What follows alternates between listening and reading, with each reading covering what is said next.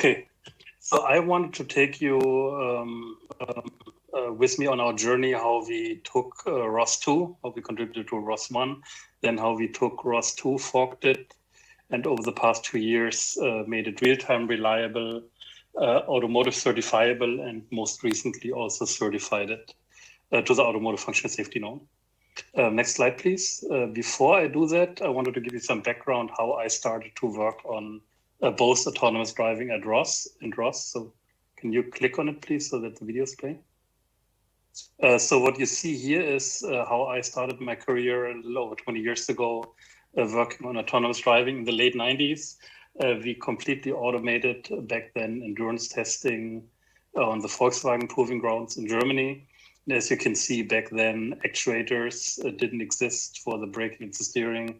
So we had to build a robot to sit on the driver's seat to steer the car and to also shift and operate the clutch, which was amazing over 20 years ago that it worked. It worked actually quite well, but was commercially more expensive than what the company at that time wanted to spend to automate it. Next slide, please.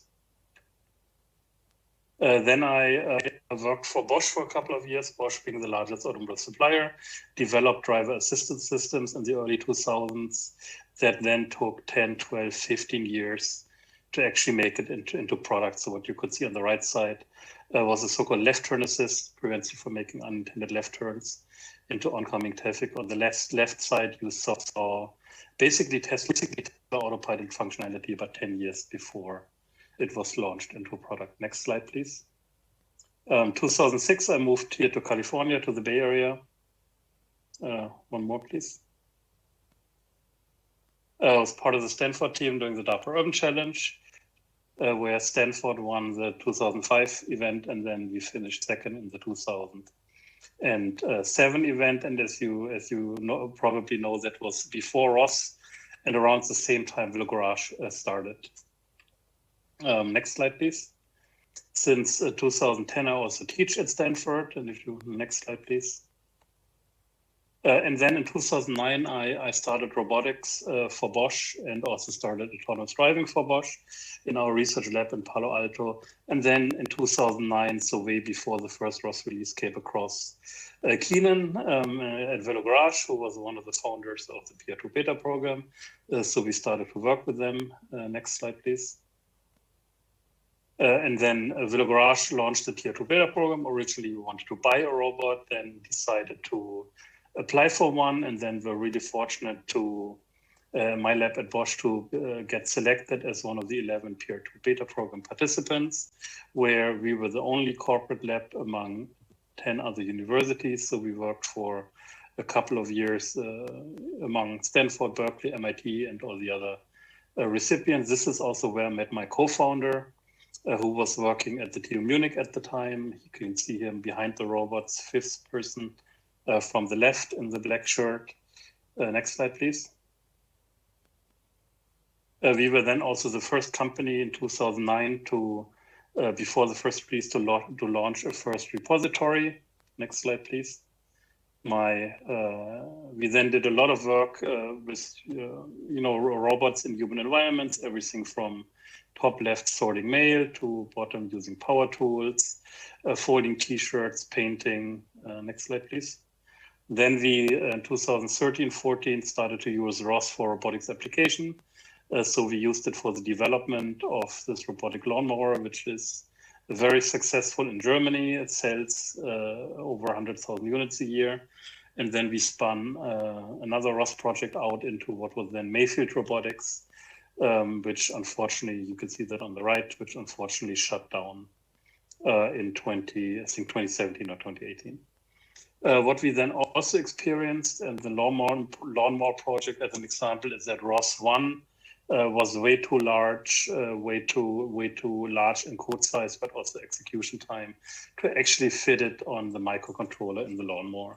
So we then unfortunately had to rewrite the whole code after we used ROS for the development to actually put it into the product. Next slide, please.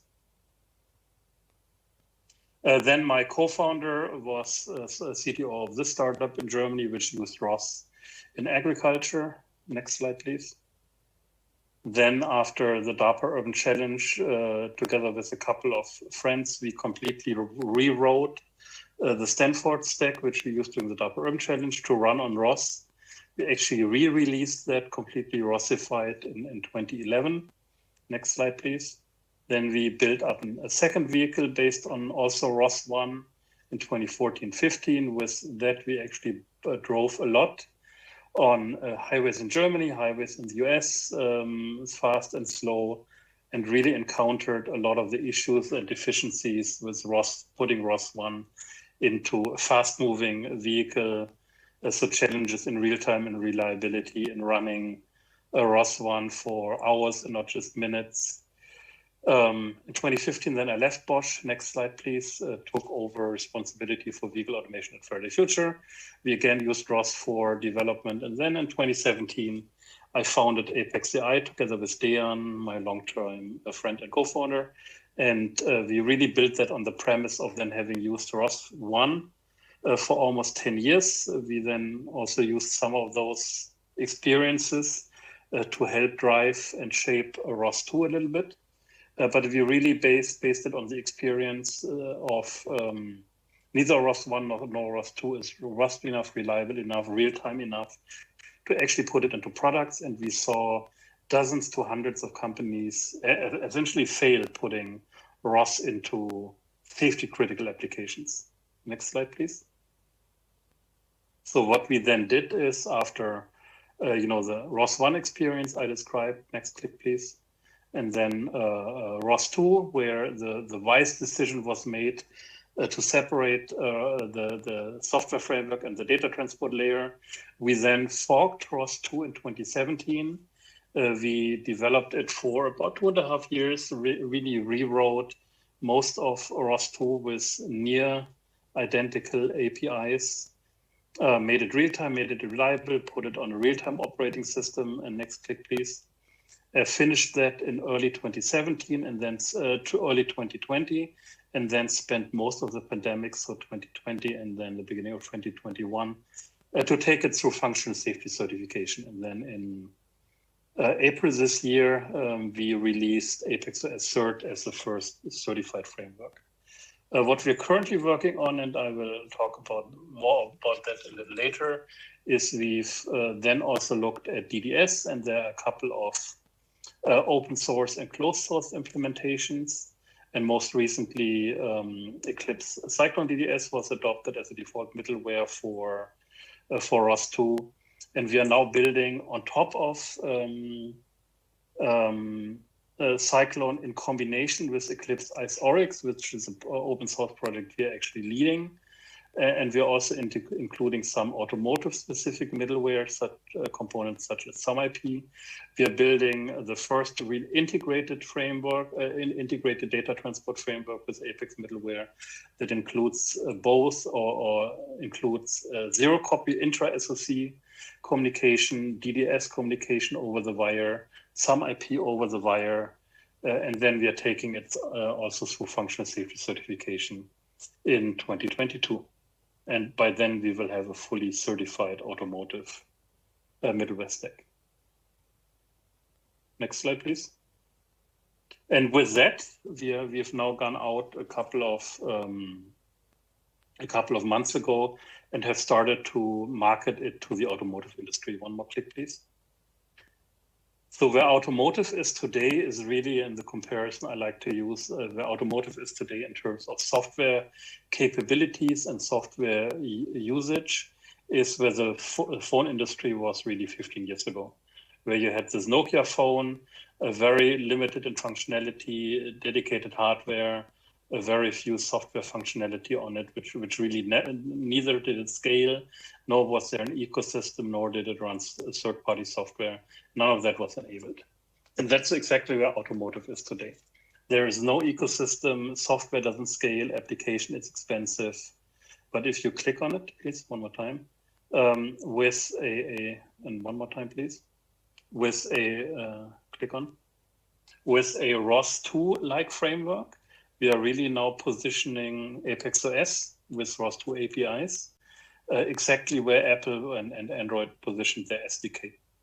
In between the application layer making it hardware independent, making applications hardware independent through abstraction, making them RTOS independent, making them ECU independent, to really allow software to scale through the vehicle and also across vehicle lines. For those of you not familiar with automotive, you have to keep in mind that you really have 5 major domains, so-called domains, in a vehicle. One is the whole braking and safety and chassis system. The other one is the powertrain, so either the combustion engine or the electric motor. Then you have the whole body electronics, so everything from window control to climate, and then you have infotainment. And the situation today is that all of these 4 domains, even though all of them write software for a vehicle, they run on different ECUs, they use different tooling, they use different languages. They're mostly, they don't share any APIs. They're mostly implemented in old school C99, because automotive industry understands how to make that safe and reliable. But obviously that is neither a modern language nor allows modern software engineering practices, nor does it allow applications to scale. So we are now really positioning and selling today Apex.OS as this automotive cross-domain SDK. Continue, please. Yeah, you can click through this. So what I'm showing here up to 5th generation is how, and for those of you not familiar with automotive, how automotive software developed over and hardware, so-called EE architecture, developed over the past really 10, 20 years. So when I started my career 20 years ago, you had very few completely independent, if anything, loosely connected ECUs in a vehicle. So a braking ECU running the ABS software or the ESP software, a controller for the steering, maybe a microcontroller in the radar for adaptive cruise control or for collision warning. Then about 10 years ago, those were connected mostly within domains. So I'm showing here 3 of the domains. And what we're seeing today, and Tesla really as the first company did that about 5 years ago, most other OEMs haven't even introduced it into the market. It's a central gateway, which is essentially a modem and a switch, and a firewall and a switch, which connects then the vehicle to the outside. But it's still all a completely distributed system with very tiny microcontroller-based ECUs that can't really run more complex software. What is being introduced now are in the 4th generation domain controllers, which is then for the first time really multi-core CPUs with potentially many core accelerators, which then aggregate more and more of the distributed software in basically a computer, in a modern computer. And this is then for the first time where using an SDK to build software that runs then multiple functions in parallel and coordinates between them actually makes sense. And then what we anticipate sometime between 2026 and 2030, so in 5 to 10 years, is then some OEMs moving to a completely central architecture where you have one high-performance computer and then virtualization of the vehicle domains virtually, so through containers and hypervisors. And this is where automotive industry is essentially today, in between the 3rd and the 4th generation. So go on, please. One more. So when we started out, what do we really need to do? Here, you can click through that, please. What do we really need to do for modern software development? That is, and to be able to apply that cross-functional across the vehicle. So extremely important, and automotive industry is not really used to this at all, is a software architecture which is standardized with really open APIs. And since so many automotive companies use ROS today for development, ROS was really the natural choice for that. Then really an awesome developer experience based on 20, 25 years of experience developing software is a great software developer experience leads to really good code, whereas a poor developer experience obviously doesn't. And I can tell you again from experience that most of the predominantly used software in automotive does not provide a good developer experience. Then clearly a software architecture that scales. Companies like Google, Apple, Facebook So data-driven companies, they're used to build good architectures. In automotive, again, I can tell you from experience that really hasn't been the case. But ROS, especially ROS2, we are actually quite happy with the architecture. So again, another a good choice for us to fork ROS2. Then we are implementing and really driving also into our customers modern software engineering practices. And then again, for scalability and being able to update software in vehicles easily, a complete abstraction of all underlying hardware and software. So I'm talking about kernel, scheduler, base software packages running on the hardware, so drivers and so on. That all needs to be completely abstracted. And then clearly what's missing, and I will come to that in ROS2, and that's what we added, that was our core value contribution, is deterministic execution, real-time execution, and ultimately functional safety. Certification. Next slide, please. You can click through that, please. So ROS in automotive, there's really a huge user base. One more click, please. A huge user base in development, but basically no user base because when it comes to production. And the reason is, again, automotive is a safety critical environment, requires real-time, requires certification, and ROS was not able to provide that. Next, please. So this is where we then were about 3-4 years ago when we started, and ROS checked really most of the boxes that we were convinced we needed for a product, but clearly not the last one. So what did we then do to bring our fork of ROS to certification? Go on, please. So we put all these software architecture considerations in place. I will not go into detail here, but I will provide you some updates in a minute. Go on, please.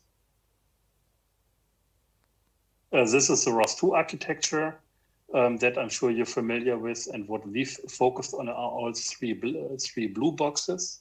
So we've written our own user applications, so specifically a fully automotive grade real-time LiDAR stack to have that in-house to give that to our customers as a reference application, but then also to make sure we have an internal team that really uses Apex.OS the same way a customer would.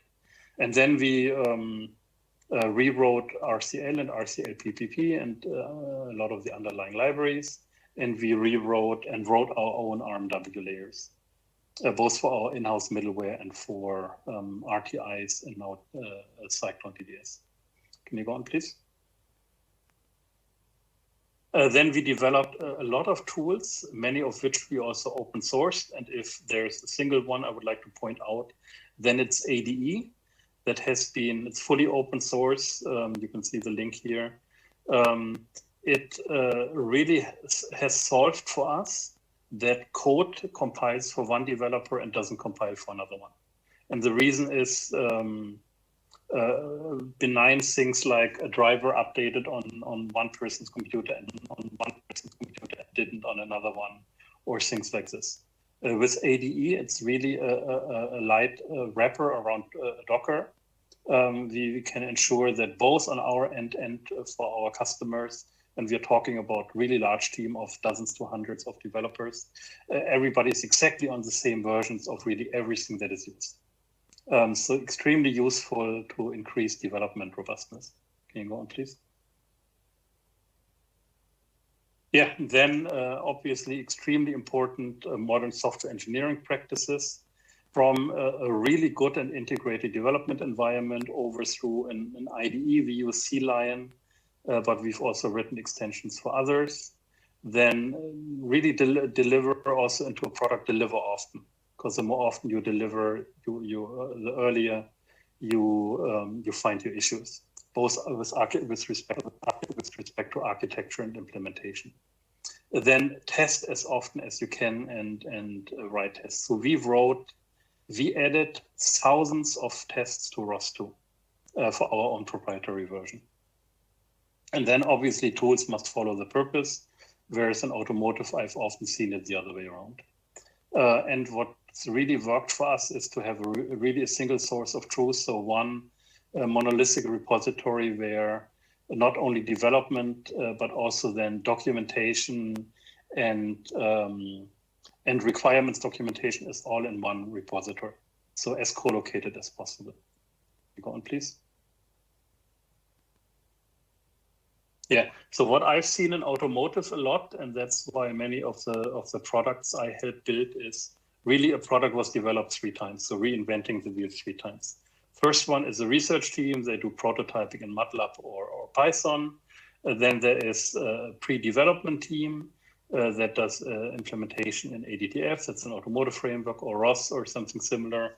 And then it gets thrown over the second wall, and then a production team picks it up, implements it, on the final hardware using embedded software, but it's essentially gets redeveloped a third time, and then you end up with innovation cycles for comparably simple systems of 10, 12, 14 years. Next slide, please. One more. Now coming to what we did what we did to ROS2 and how we actually then certified it. This is here the overview workflow that we used, and I wanted to highlight on the next slide, please, some of the key components here. So the key steps. So the first step was for all of ROS2, after we did a feature set reduction, for all of ROS2 to make the APIs memory static. That sounds easier said than done, because that's also required us to change all the basic types and containers to our own version. So we have our own container libraries, for instance. So there is no string anymore. There is an Apex string, just to give you one of many examples. Then the automotive functional safety norm requires 100% test coverage. 100% test coverage for the local code, the branch, and then also 100% coverage for MCDC, which is modified condition decision coverage, which took us actually months to achieve. So this was a ton of work. Then we did an extensive FMEA, which is a safety analysis, to also look at how could our customers use those APIs, and are there any potential failure cases we may have overlooked. And then what the norm also requires is so-called requirements traceability, which means every piece of code must have a requirement, and the requirement needs to be able to be traced to code bidirectionally. So what that means is we need to show for every requirement which line in the code is fulfilling it, and at the same time which line of the code fulfills which purpose. So pointing back to the specific requirement. And obviously there were no requirements when ROS was developed, so we didn't find any.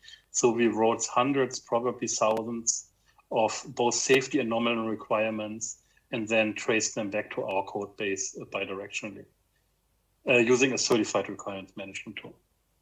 And all of that took us after we, so one took us about a year to 2 years. And then 2 and 3 and 4 combined all of 2020 and a bit into 2021. And basically the whole company. So nobody was doing anything else. Next slide, please. So this is with respect to real time, and that pertains to point number 1 I made on the previous slide. With respect to real time, we found this in ROS2. And then what we changed is, I just mentioned that we changed all the memory operators to be static. That required us to write our own container libraries. An open topic also for us, and really in the C++ community, is how to make exceptions real time. We have it under control so far by having our own process to make sure that exceptions are caught deterministically. We've also written our own threading library, and we have written our own tools to make sure we catch all blocking calls and deadlocks before the code gets deployed. And we are currently still working on the center part on our own real-time middleware. Next slide, please. So with this ROS plus certification, you really get Apex.OS. It's currently certified for automotive, which is ISO 262 ASIL-D. D is the highest level, which is a little more strict than IEC 61508, which knows the SIL levels, A, B, C, and 1, 2, 3, and 4. So with ISO 26262 ASIL-D, we implicitly also fulfill SIL 4 of the IEC norm, which is often used in industrial robotics. Next slide, please.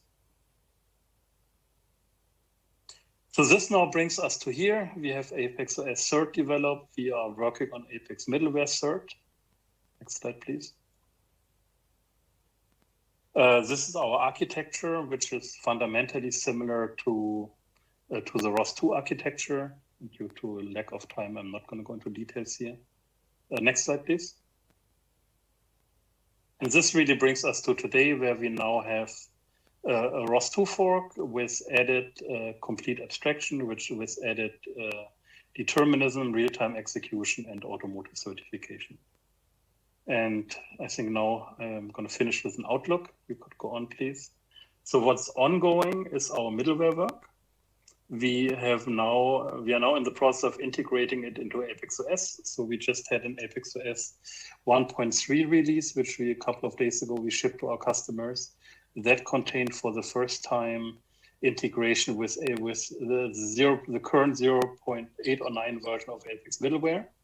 We are currently working on interoperability with AUTOSAR, which is another automotive standard. We are adding security. And we are currently building up support also for middleware. And then, as I said before, 2022 will see deployment and certification. And then next slide, please. And that's the last slide. Besides automotive and mobility applications, which we have covered today in various customer applications in production and in production development, ranging from automotive, trucking, delivery, robotaxis, buses, construction vehicles, and shuttles.